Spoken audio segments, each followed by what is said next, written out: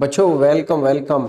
बेटा देखो, एक बहुत ही सुंदर सॉल्यूशन का क्वेश्चन जिसके अंदर कैलकुलेशन बहुत नाम मात्र को है, लेकिन बड़ा अच्छा कंसेप्ट लगा के क्वेश्चन दिया गया है आपका।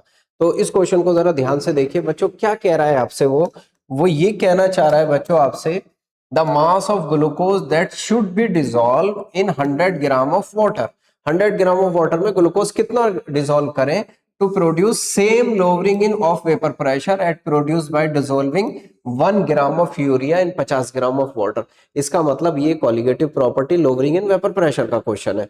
बच्चों अगर हम लोवरिंग इन वेपर प्रेशर का फॉर्मूला लगाएं तो आपको पता है delta P by P is equal to होता है एक्स बी के बराबर होता है मोल फ्रैक्शन ऑफ सॉल्यूट के बराबर। यानी यहाँ पे अगर हम एक्स बी को फर्दर ओपन करें तो ये हो जाएगा N B divided by N A plus N B. Usually हम क्वेश्चन करने के लिए बच्चों यहां से एन ए को एन बी को नेग्लेक्ट कर लेते हैं।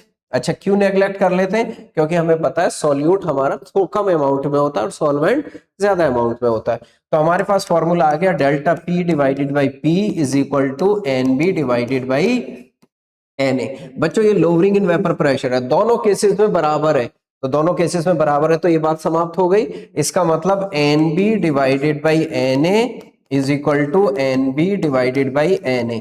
इस साइड लेंगे हम किसका बच्चों? ग्लूकोज का, और इस साइड लेंगे हम किसका? यूरिया का। और जो भी आपका डेटा होगा काटम काटी मचा के आंसर हमारा आ जाएगा। एन क्या है यहाँ पे? Number of moles. Number of moles को रखेंगे हम mass divided by molar mass. तो कितना मास दिया है बेटा हमारे ग्लो यूरिया का? 100 ग्राम मास पूछा है हमें, तो डब्ल्यू मास किसका? ग्लूकोज का। जी एल यू लिख लीजिए डिवाइडेड बाय मोलर मास आपको पता है 180 होता है, इनटू मास ऑफ वाटर कितना दे रखा है बेटा? 100 दे रखा है आपका, ठीक है, इज इक्वल टू किसके बराबर कर लें बच्चों? एन बी किसका दे रखा है हमारा? एन बी किसका दिया है हमें?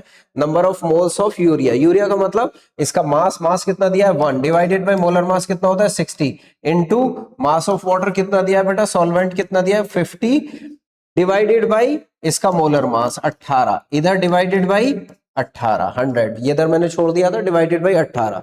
तो अब आप काटम काटी मचा दो बच्चों, 18 से 18 कैंसिल हो गया, 0 0 0 0 0 6 33 रह गया, 6 सीरीजा 3 6 18। तो मास कितना आ गया बच्चों यहाँ पे? 6 ग्राम। तो आंसर कितना बनेगा बच्चों?